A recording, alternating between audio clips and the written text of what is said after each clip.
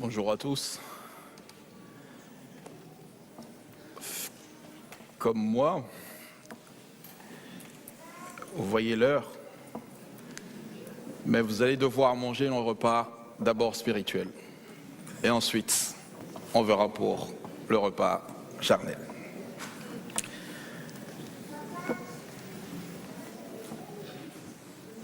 J'ai intitulé cette présentation, s'il est possible d'avoir le titre, « La paix si possible, mais la vérité à n'importe quel prix ». Cette citation vient de Martin Luther, le réformateur. Martin Luther est naquit en 483 et meurt en 1546. La paix si possible, mais la vérité à n'importe quel prix. On peut nous menacer d'une guerre nucléaire, ça ne changera rien. C'est cette mentalité qui a construit la réforme, frères et sœurs. Les hommes et les femmes qui ont œuvré pour l'œuvre de Dieu, lorsqu'ils se mettaient à étudier et à exprimer ce que les Saintes Écritures disaient, ils se rendaient compte que ça risquait de leur coûter très cher. Ils se rendaient compte que leur vie, ils devaient peut-être même payer de leur vie. Mais ils ont avancé. La paix si possible, mais la vérité à n'importe quel prix. Mes amis, nous ne retrouverons jamais l'approbation de Dieu si nous vivons dans le mensonge. Mensonge relationnel, mais aussi mensonge théologique, c'est-à-dire mensonge d'enseignement. On a un choix à faire. On se range du côté de Dieu ou on se rangera du côté de l'ennemi. C'est aussi simple que cela. Nous vivons dans un siècle où les mots ont une importance. Consensus. Quel consensus? Consensus de quoi? Consensus avec le mensonge? Il n'y a qu'une seule chose qui compte pour un enfant de Dieu. Ce que dit les Saintes Écritures. Il n'y en a rien d'autre. Il n'y a rien d'autre qui compte pour un véritable enfant de Dieu que ce qui est écrit ici. L'esprit de la réforme, c'est que ces hommes et ces femmes, j'ai cité Martin Luther, je pourrais citer Zwingli, je pourrais citer Calvin, je pourrais citer Guillaume Farel, etc., etc. Ils étaient dans cette même logique. Tu pouvais venir brûler sa maison, ça ne changera rien dans ce qu'il va t'enseigner. Il est écrit. Il est écrit. Si vous voulez vivre dans la paix, j'ai presque envie de vous dire une chose. Excusez-moi, vous allez devoir changer de religion. Si vous voulez vivre dans la paix, vous allez devoir faire une chose, changer de religion.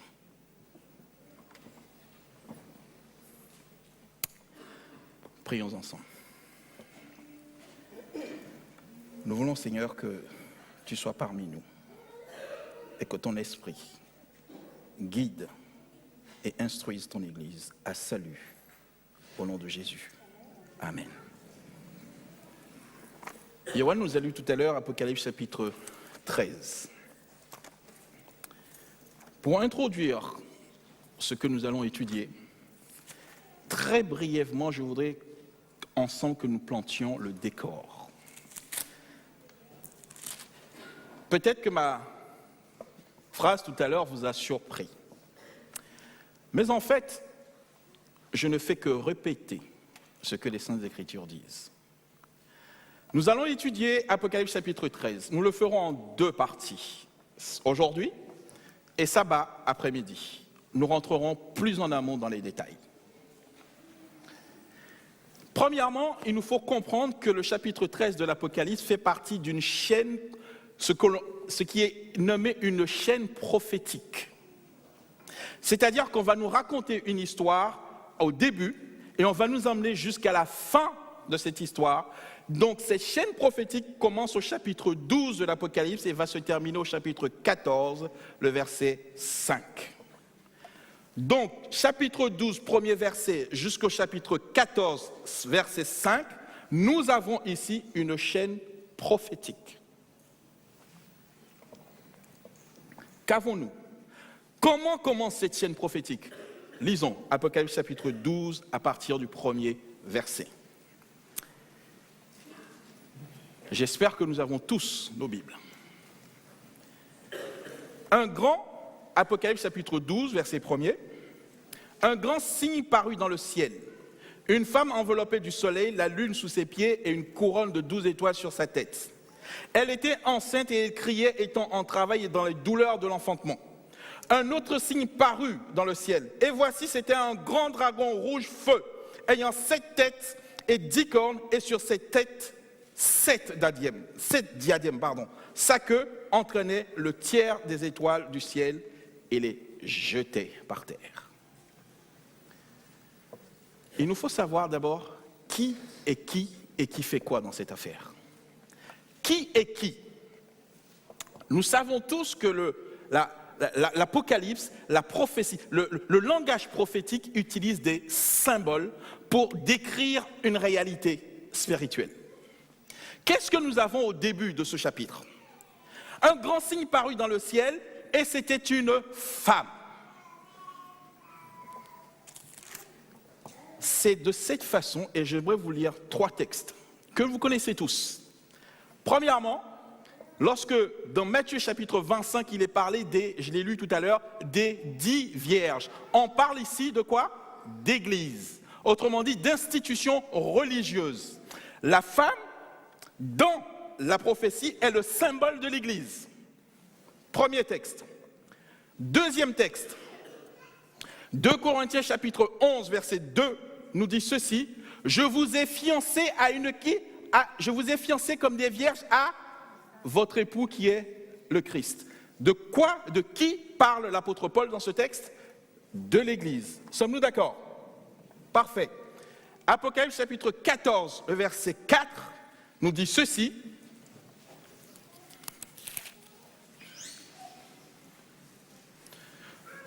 Ce sont ceux qui ne se sont pas souillés avec les femmes, car ils sont vierges et ils suivent l'agneau partout où il va. Première chose, qui est qui? La femme dont on voit ici qui est enceinte représente donc le peuple de Dieu, représente l'Église. Premier élément. Est-ce que nous nous suivons? Parfait. Deuxième élément.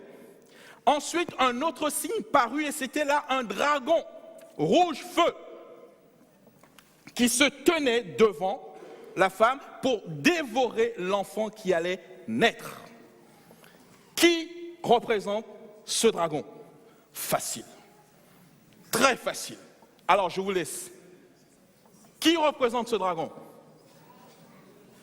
C'est tout simple. Nous n'avons pas besoin d'aller chercher dans notre imagination. Le texte biblique le dit.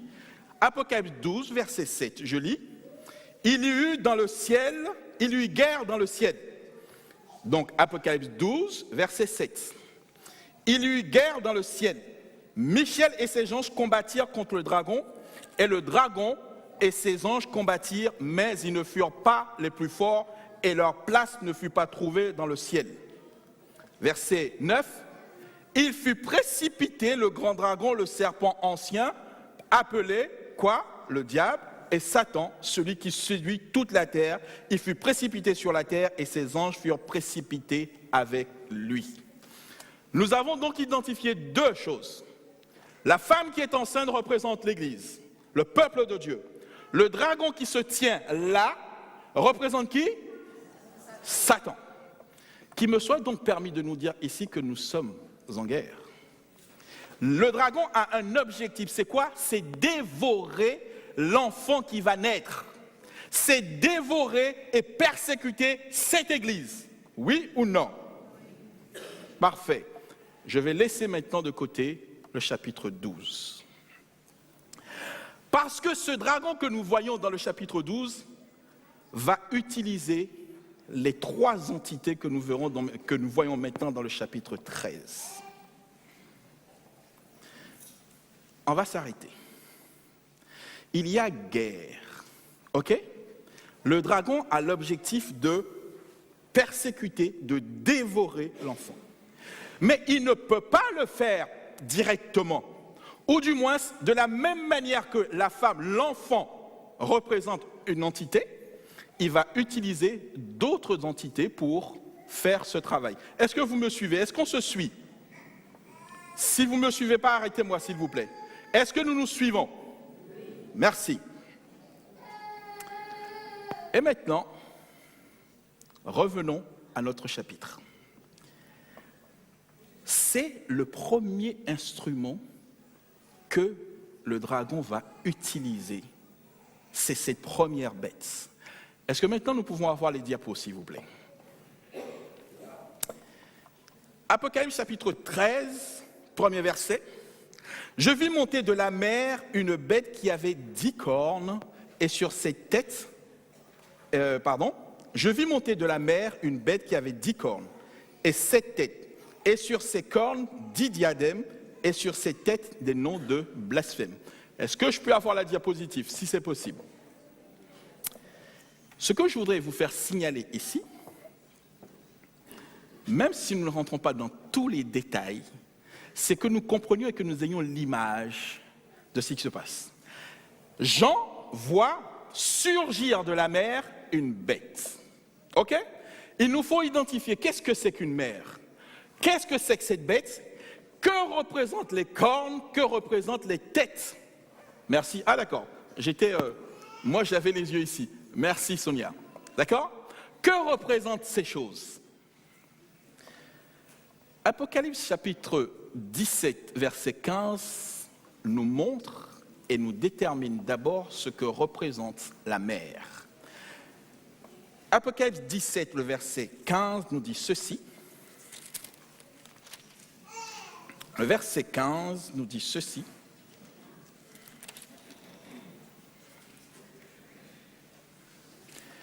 Et il me dit, les eaux que tu as vues sur lesquelles la prostituée est assise, ce sont des peuples, des foules, des nations et des langues. Ai-je interprété ou est-ce que simplement nous nous accordons à identifier bibliquement ce que chaque élément veut dire? Est-ce que nous savons ce que maintenant signifie la mer? Oui ou non? La mer ici représente les peuples, les langues et les foules. Donc, la prophétie est en train de nous dire, je vais voir susciter, au travers des foules, des langues, une bête. Que signifie une bête? Je vais devoir aller plus vite.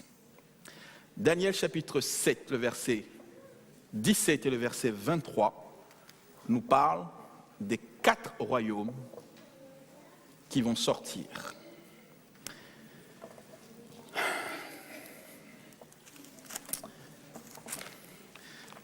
Daniel chapitre 7.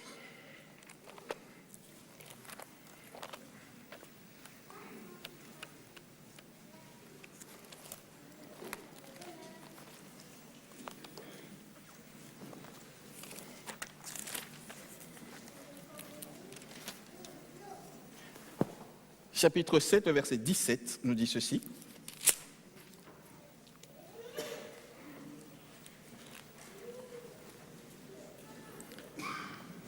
Ces 4 grands animaux sont 4 rois qui s'élèveront de la terre, mains, etc. Au verset 23, le 4e animal, c'est un 4e royaume qui existera sur la terre, différent de tous les royaumes.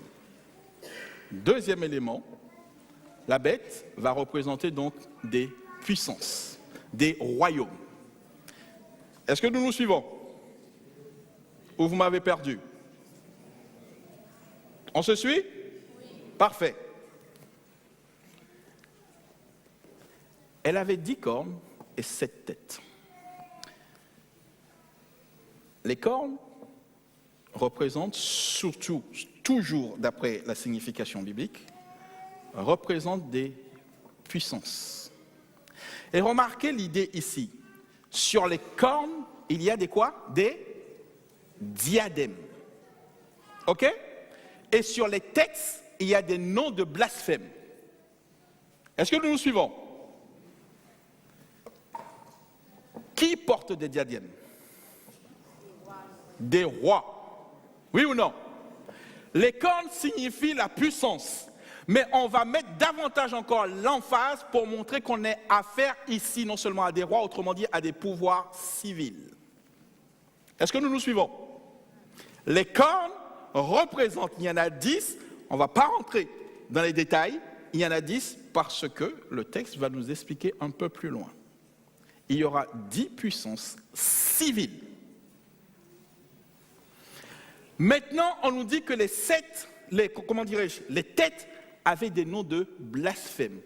Est-ce que quelqu'un sait ce que c'est qu'un blasphème?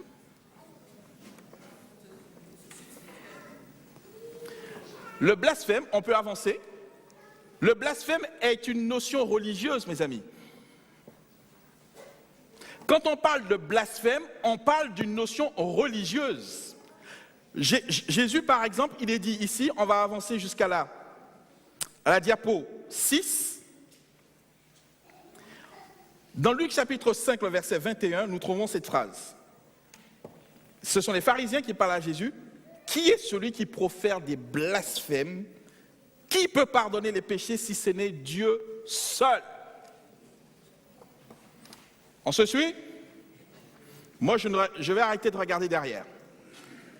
La notion de blasphème fait rentrer la notion, cette fois-ci, de religieux. Cette bête qui a 10 têtes, 10 cornes et 7 têtes, c'est un royaume qui va avoir à la fois quelque chose de civil et quelque chose de spirituel. Mais, ce sont les têtes qui dirigent. Mais, ce sont les têtes qui pensent. Ce sont les têtes qui vont se servir des cornes pour pouvoir atteindre leur objectif. Un langage qui est commun de tout un chacun, quand on dit la tête de l'Église, on parle de qui? Des responsables d'Église. Oui ou non? Qu'est-ce qui dirige votre corps? C'est bien à partir de là. C'est pour cela que de ce pouvoir civil et religieux, c'est le religieux qui domine. C'est le religieux qui pense. C'est le religieux qui finit par dicter ses lois et ses convictions aux civils. Merci.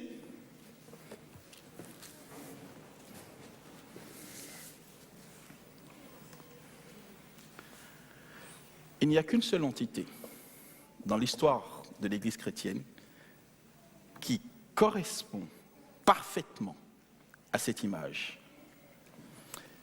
Il s'agit simplement du système papal, du système pontifical.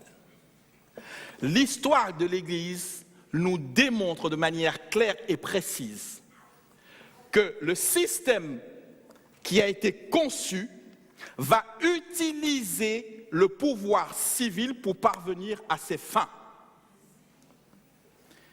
Soit tu suis, ou on te tue. Ce que je dis, alors que je n'ai pas la puissance de le faire, je vais faire en sorte que le pouvoir civil puisse te mettre à genoux. Est-ce que nous nous suivons?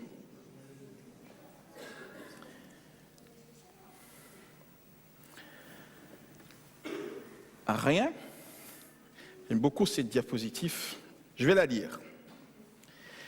Rien ne s'oppose, c'est la diapositive numéro 2. Rien, ici nous introduisons, soulevons une question. Qu'est-ce qui persécute toujours la vraie religion? C'est une fausse religion. Rien n'est plus efficace pour contredire et combattre la vraie religion qu'une fausse religion. Est-ce que nous nous suivons? De n'importe quelle initiative, l'objectif du dragon a toujours été de faire en sorte de perdre la majorité, la plupart des gens, en proposant un autre faux culte. Nous sommes tous ici, nous voulons tous être sauvés. D'accord? Et si Lucifer arrive maintenant et dit « Bonjour, je suis Lucifer, venez-vous m'adorer ?» Qui va accepter? Personne. Et pourtant, il va s'y prendre d'une autre manière. Et vous verrez tout à l'heure qu'on est en plein dedans. On est en plein dedans. J'avance. La première bête, c'est l'Église catholique romaine. C'est la papauté. Dire cela, ce n'est pas accuser un catholique. Et je voudrais qu'on fasse maintenant la différence. Il y a beaucoup d'hommes et de femmes qui sont catholiques, mais qui ne savent pas ce qu'ils sont en train de faire. Et regardez, je reviens maintenant dans l'Apocalypse chapitre 13.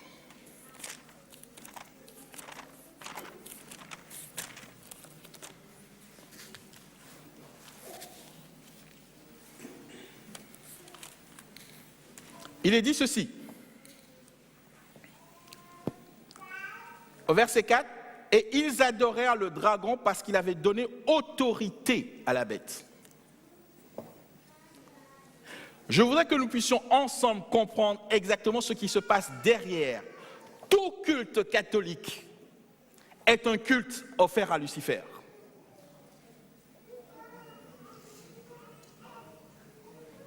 Est-ce que je me suis trompé dans ce que j'ai dit? Verset 4, « Et ils adorèrent le dragon parce qu'il avait donné autorité à la bête. Ils adoraient la bête en disant, qui est semblable. » Tout culte catholique est un culte offert à Lucifer. Parce que c'est lui qui va donner autorité et pouvoir pour pouvoir l'adorer. Mais l'adorer avec une facette. S'il se présente à découvert, il ne peut pas être adoré parce que Lucifer n'est pas aimable. Mais il se sert d'un parapluie, d'un paravent. Derrière, en réalité, c'est lui. Vous me direz, mais nous, on n'a rien à voir là-dedans. Ah. Ok, pour l'instant. Je voudrais m'arrêter sur la première et laisser passer cet aspect-là. On continue. Au verset 11 cette fois-ci. « Puis je vis monter de la mer une autre bête qui avait 2 cornes semblables à celles d'un agneau et qui parlait comme un dragon. » Dans un premier temps, j'espère que nous avons mieux appréhendé l'histoire de cette première bête. On se suit? Maintenant, on nous parle maintenant d'une deuxième bête qui va faire le travail. Lisons. Au verset 12, « Et elle exerçait toute l'autorité de la première bête en sa présence, et elle obligeait la terre et ses habitants à adorer la première bête dont la blessure mortelle avait été guérie, et elle opérait de grands signes jusqu'à faire descendre du feu du ciel sur la terre à la vue des hommes. Et elle séduisait les habitants de la terre par les prodiges qui lui étaient donnés d'opérer en présence de la bête, disant aux habitants de la terre de faire une image à la bête parce qu'elle avait été blessée. » Que représente cette autre deuxième bête? Je vais demander à passer à la diapositive 23.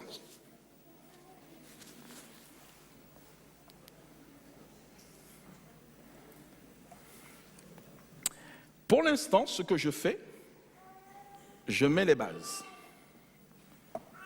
À la diapositive 23,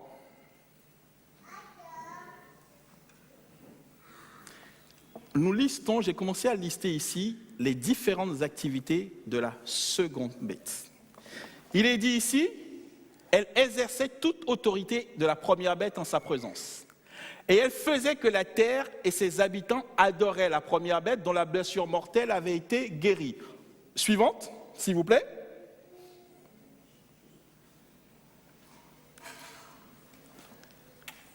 Elle opérait de grands prodiges, jusqu'à faire descendre du feu du ciel sur la terre à la vue des hommes, et elle séduisait les habitants de la terre par les prodiges qui lui étaient donnés d'opérer en présence de la bête, disant aux habitants de la bête de faire l'image, aux habitants de la terre de faire une image à la bête qui avait la blessure de l'épée et qui vivait. Avant d'aller plus loin, est-ce que nous avons remarqué que Maintenant, ce n'est plus la première bête, c'est-à-dire l'Église catholique qui fait, mais c'est la deuxième. Est-ce que vous me suivez ou pas? C'est la deuxième. Alors, il est intéressant de savoir qui est la deuxième. Parce que la blessure mortelle de la première a certes été guérie, mais ce n'est plus elle qui a la main. C'est celle-là qui a la main. S'il y a quelqu'un qui bosse pour le premier, c'est cette bête-là. Est-ce que nous nous suivons? Et c'est là que le piège est parfait. Et c'est dans ce piège que nous sommes tombés, frères et sœurs. Parce que si nous identifions ensemble qui est cette bête, alors il y a un certain nombre de questions qui se posent. Vous me suivez? À la fin des temps, beaucoup de gens s'attendent à ce que ce soit l'Église catholique qui promulgue des lois. Nous nous attendons à ce que ce soit, comment dirais-je, ah non, mais non. Le plus dangereux, ce n'est plus la première, mais c'est la seconde, mes amis. Parce qu'elle dit, c'est elle qui dit aux habitants de la terre. C'est elle qui évangélise, mais elle évangélise pour qui? Je ne sais pas si on se suit. C'est elle qui évangélise. C'est elle qui fait le travail. L'autre est là et ne fait que recueillir les fruits de cette deuxième bête-là. Est-ce que vous me suivez? Alors,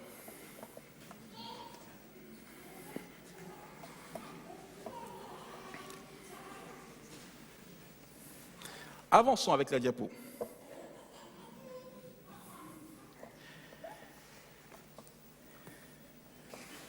La deuxième bête avait des cornes semblables à celles d'un agneau, mais il parlait comme un dragon. Ah. Tu vas faire semblant, mais on dit toujours que la vraie nature finit par quoi? Surgir, il n'y a rien à faire. La vraie nature, la vraie identité de cette bête-là va semblable à un agneau. Samedi prochain, je vais prendre le temps de regarder la chronologie avec vous. Parce que le texte est en train de nous dire ceci. Après que la blessure mortelle de la première bête a été donnée, vous savez ce que représente cette blessure mortelle. En 1798, le général Berthier va emprisonner le pape et va mettre fin à la royauté, au système papal, en 1798. La deuxième bête, c'est-à-dire que c'est un autre royaume, et le texte nous dit, elle monte. Pendant que la première a été blessée mortellement, il y a une autre puissance, parce que la bête signifie puissance, est en train de quoi? Monter. Or, les États-Unis d'Amérique sont nés exactement à cette période-là, mes amis. Les États-Unis d'Amérique sont nés exactement à cette période. Et on nous parle d'une autre bête parce que c'est un territoire vierge. On se suit? Parfait. Et elle va dire aux habitants de la terre,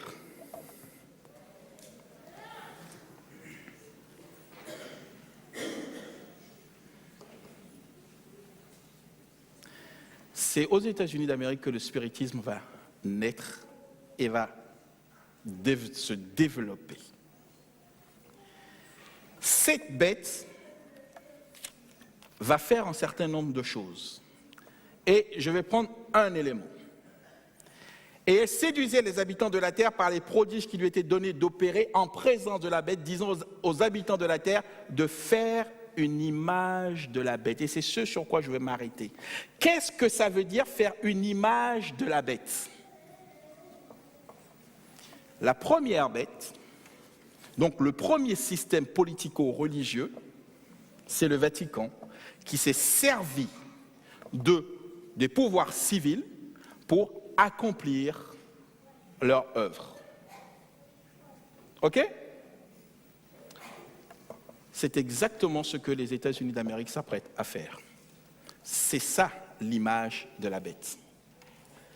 Et qui dirige les États-Unis d'Amérique, frères et sœurs? Non. Qui dirige les États-Unis d'Amérique? Quelle est la religion dominante aux États-Unis d'Amérique? Le protestantisme. La notion d'image de la bête, c'est qu'en fait, le protestantisme va exactement copier ce qu'a fait le Vatican et va reproduire copie conforme pour à nouveau dominer. Et c'est là qu'en fait, après avoir posé ces deux éléments, que je voudrais que vous et moi nous puissions nous rendre compte qu'aujourd'hui, ce qui est le plus dangereux, ce n'est même pas le catholicisme, c'est le protestantisme, mes amis. Ce qui est aujourd'hui le plus nuisible, ce n'est pas le catholicisme, ce n'est pas la papauté, c'est le protestantisme. Je ne sais pas si on se suit. C'est elle qui fait le travail aujourd'hui. C'est elle qui met en place toute l'institution écuménique dans laquelle nous sommes, mais c'est elle qui régit l'intégralité de tout cela. Et mes amis, et c'est là que je veux en arriver, c'est que vous et moi, nous avons adhéré à la Fédération protestante de France. Autrement dit, nous avons, de façon globale, nous avons donné la main à la papauté. Nous avons donné autorité à Lucifer dans cette affaire-là. Je reprends. La première bête a été instituée par qui? Qui lui a donné son pouvoir et son autorité? Le dragon. D'accord?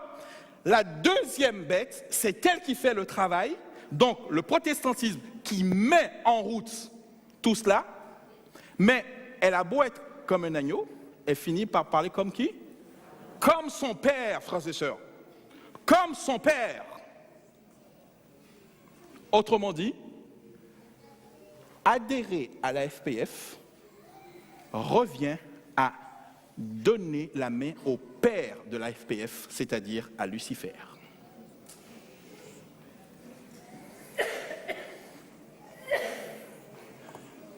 Vous me regardez et vous êtes peut-être surpris et dérouté, mais si quelqu'un peut donner un argument qui peut démonter cela, je suis bien content de pouvoir l'entendre.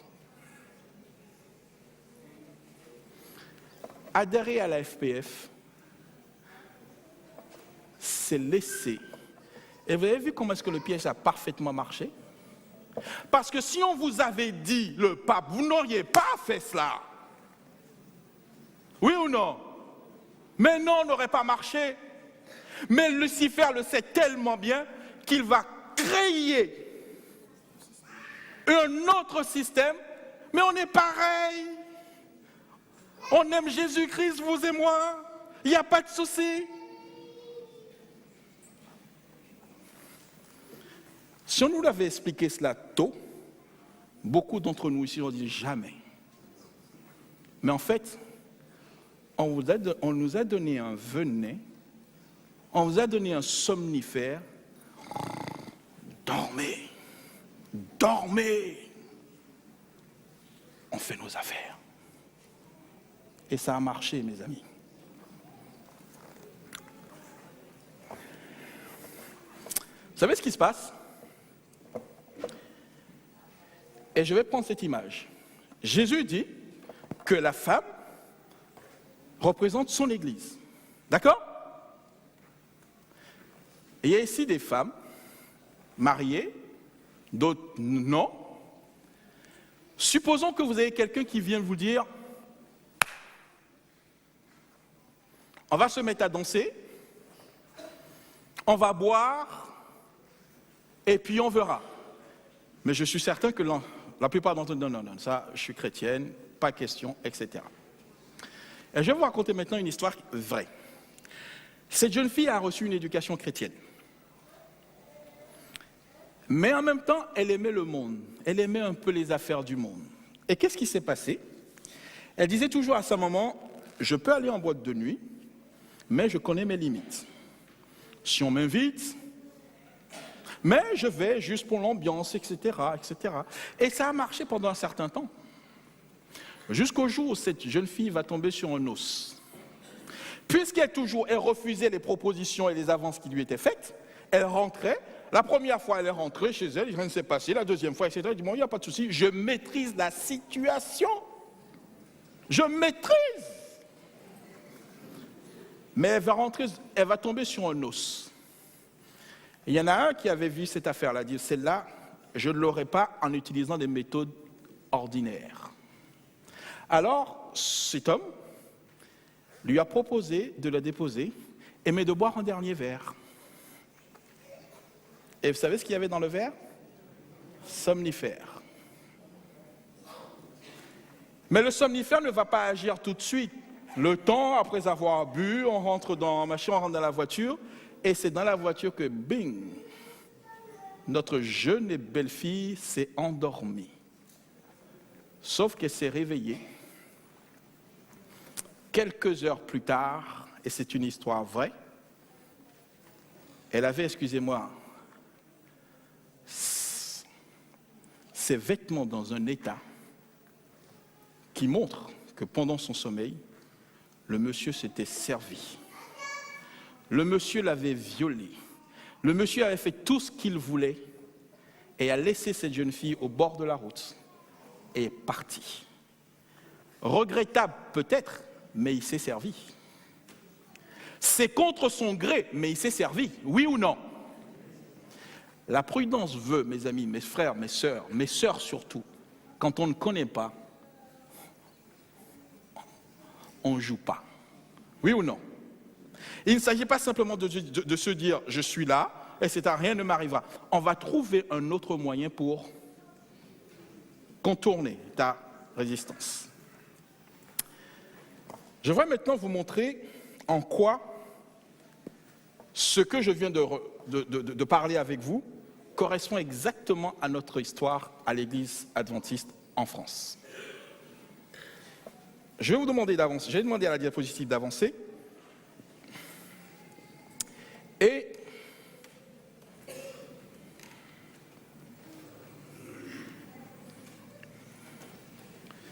j'ai jusqu'à 70 diapositives que je ne pourrai pas passer.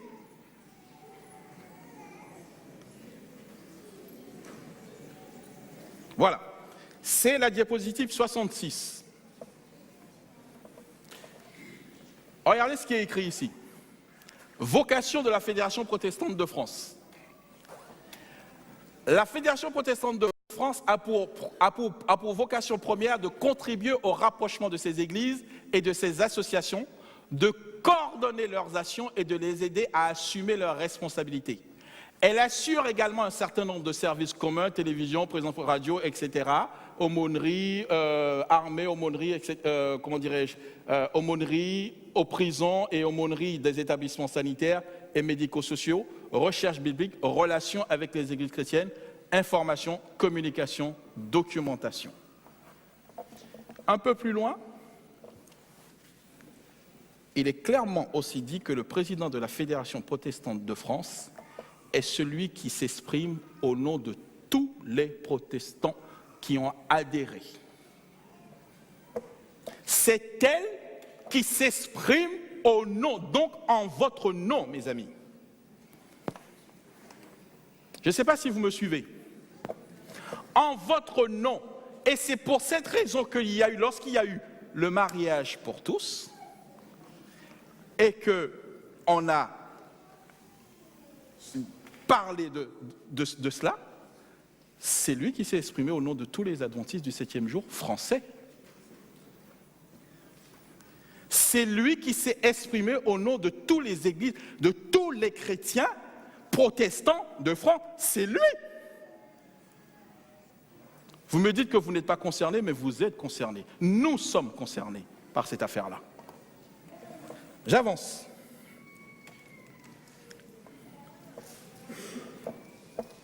Chers amis,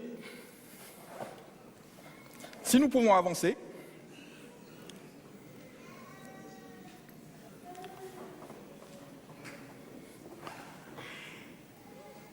je voudrais avancer en parlant de cette organisation. Ce qui se passe aujourd'hui, c'est que nous avons tout un dispositif dans lequel on nous dit l'État nous oblige à nous unir. Mais d'où ça vient cette idée? Est-ce que vous me suivez? D'où vient cette idée? Mais l'idée de la première bête. Vous tous là, réunissez-vous et une seule personne doit parler. D'accord? L'association État-Église. Tous ceux qui ne sont pas à l'intérieur sont déclarés comme étant des sectes. Et la peur a fait que nous avons couru pour nous mettre sous la protection de qui? Mes amis, de Lucifer. Nous avons couru pour nous mettre sous la protection de Lucifer. Parce que tant qu'on commencera à parler et ne pas dire les vrais mots, on ne comprendra pas la gravité de la situation. Quand on va utiliser des discours diplomatiques, on ne comprendra pas la gravité de la situation.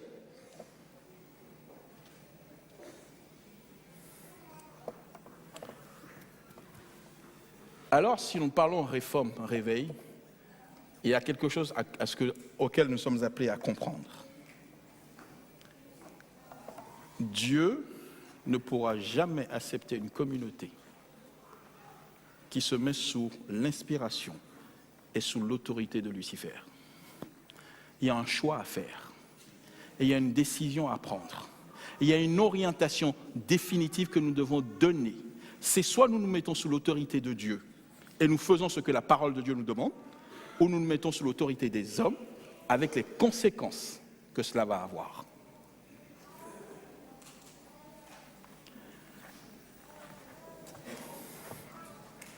Vous me dites, et certains diront, mais je n'étais pas au courant.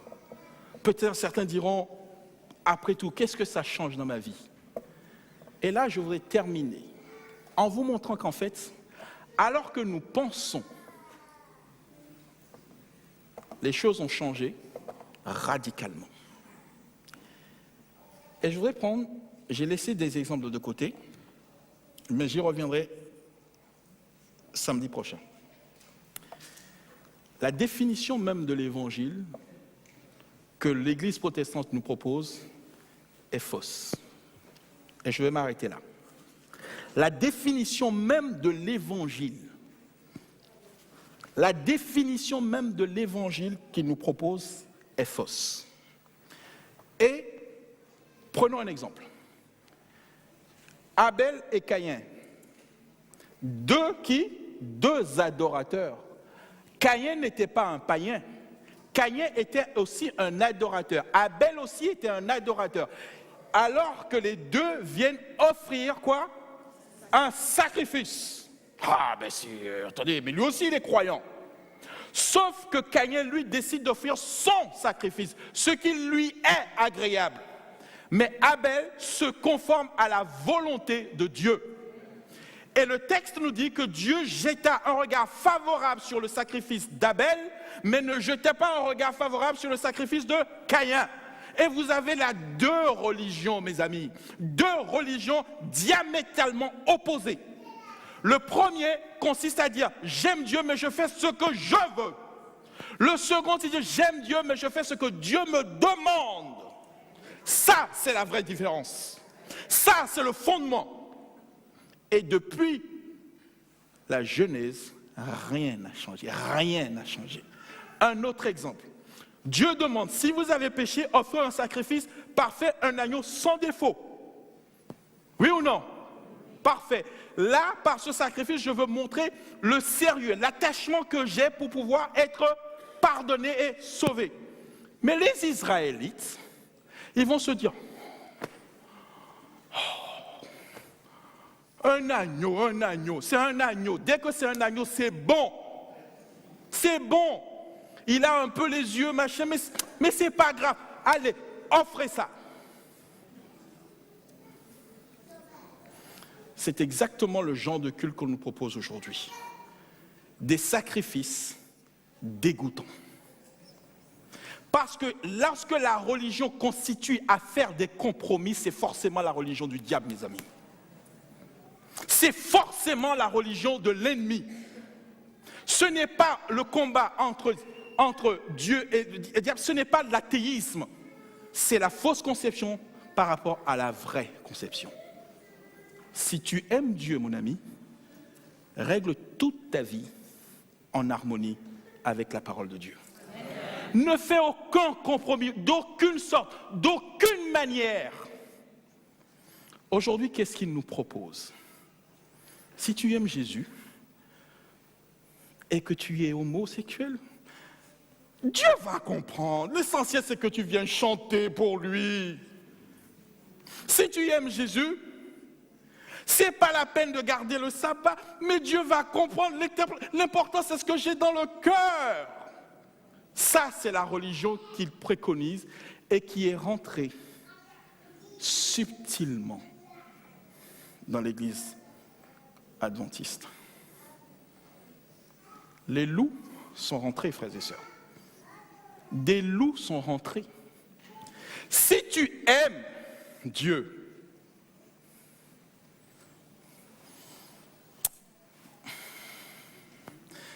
il y a des mariages, mais Dieu va comprendre tout cela. Mes amis, sauf que vous n'avez pas. Oui, mais Dieu a compris. Dieu a compris. Dieu a compris que vous n'êtes pas de son côté, que vous êtes du côté de l'ennemi. Regardez cette définition, Tite chapitre 2, verset 11. La définition de la grâce, qu'est-ce qu'elle nous dit?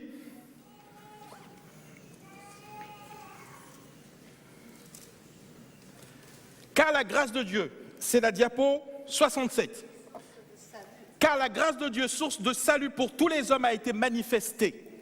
Elle nous enseigne à renoncer à l'impiété et au convoitisme mondain et à vivre dans ce siècle présent selon la sagesse et la justice et la piété. À renoncer quoi? À renoncer. C'est-à-dire que s'il y a la moindre petite bille qui n'est pas en harmonie avec Dieu, il te dit laisse-le. Ne t'occupe pas de cette affaire-là parce que toi, viens et suis-moi. Il y en a qui vous parlent de la grâce, mais en fait, ils mentent. La grâce, c'est ce qui te permet de renoncer à l'impiété. La grâce, ce n'est pas ce qui te permet de vivre dans le péché. Est-ce que nous nous suivons? Et cet enseignement-là, nous l'avons directement hérité du protestantisme moderne. C'est ce qui explique l'état à la fois de l'Église dans laquelle nous sommes et aujourd'hui toutes les dérives que nous sommes en train de voir. C'est ce qui arrange Lucifer, que tout le monde soit ensemble.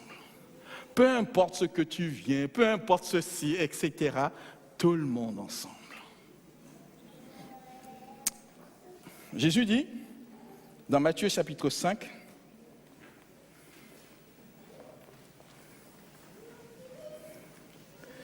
si ta main droite est pour toi une occasion de chute, coupe-le, jette loin de toi, car il est avantageux pour toi qu'un seul de tes membres périsse et que ton corps entier n'aille pas dans la géhenne. Voici l'évangile de Jésus. Si ta main droite, autrement dit, une chose extrêmement importante. On est bien sûr dans un langage, mais la réalité est là. Mes amis, que personne n'aille prendre ça pour dire qu'il faut couper sa main. Est-ce qu'on se suit? D'accord?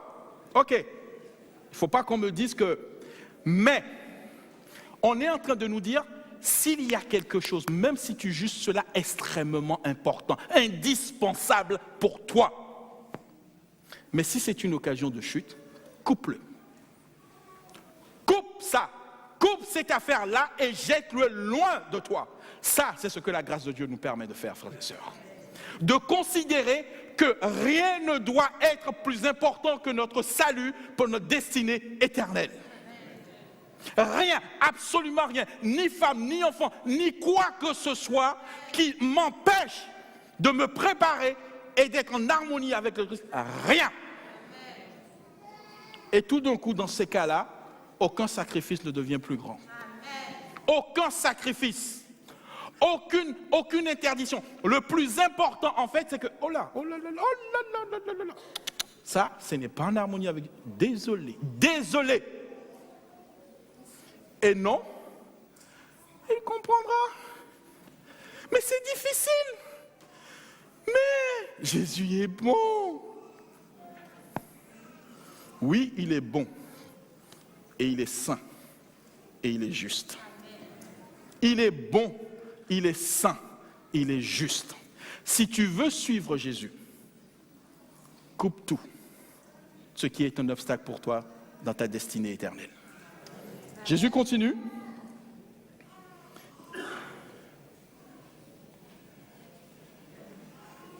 Si ton œil droit est une occasion de chute, arrache-le, jette-le loin de toi, car il est avantageux pour toi qu'un seul de tes membres périsse et que ton corps entier ne soit jeté dans la géhenne.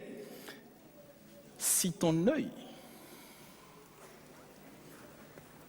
Comment se fait-il qu'on ne parle jamais de ces choses-là?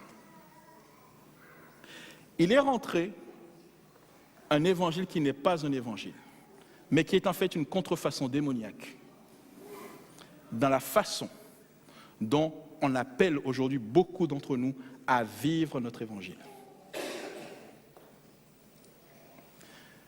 Le 22 octobre 1844, et je voudrais terminer ici,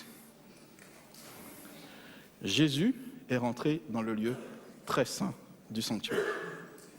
Le 22 octobre 1844, Jésus est rentré dans le lieu très saint du sanctuaire céleste. Autrement dit, ça fait 171 ans que le Christ est rentré pour la phase finale de son ministère. Et en quoi consiste cette phase finale? À l'extirpation, à l'éradication du péché dans son peuple. Le ministère journalier, frères et sœurs, c'est... Voilà. Mais à partir de 1844, il est rentré et il ne va s'occuper que de ceux qui ont compris qu'ils doivent rentrer avec Jésus dans le lieu très saint avec lui. Je ne sais pas si on se suit. Ce sont des hommes et des femmes qui ne jouent plus avec le mal. Ce sont des hommes et des femmes qui aujourd'hui mettent leur vie totalement en harmonie avec le Christ dans le lieu très saint.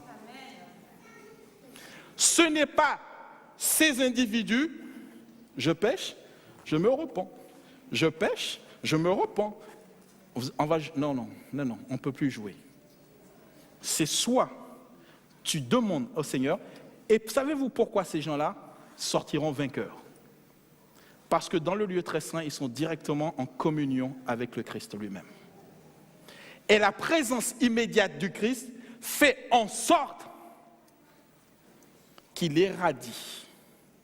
Et ces hommes finissent par imiter leur Sauveur, leur Rédempteur, être tellement en symbiose avec Jésus que la puissance de la grâce de Dieu les arrache de tout péché. Nous ne pouvons pas faire cette œuvre-là, ni vous ni moi. Mais mettez-vous dans le lieu très saint avec Jésus. Amen. Et il fera ce travail-là pour vous.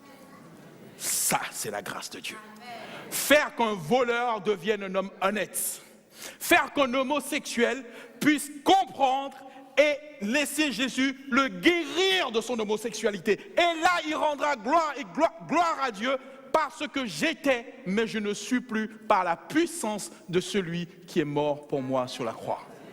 Nous sommes dans l'évangile de Jésus. Si jamais, au grand jamais, ne minimisons jamais la moindre faute. Ce n'est pas l'évangile du Christ. Nous avons trop tendance à nous excuser. C'est comme ça, je n'y peux rien. Aujourd'hui, je voudrais vous inviter à rentrer avec Jésus. Les 2 premières bêtes ont persécuté l'Église. Et ils vous persécuteront si vous restez fidèles à Jésus. Mais il est dit, Apocalypse chapitre 14, et les saints étaient avec lui sur la montagne de Sion. Sur la montagne de Sion, ce sont des hommes et des femmes qui ont combattu. Ce sont des hommes et des femmes qui sont restés fidèles à ce que la parole de Dieu dit. Peu importe ce qui adviendra, je souhaite que chacun d'entre nous ici, nous puissions prendre à bras le corps cet enseignement pour mettre un terme à tout ce qui est contraire en termes d'enseignement, mais aussi dans le vécu quotidien, pour vivre comme Jésus-Christ a vécu. Que la gloire de Dieu soit avec nous. Amen.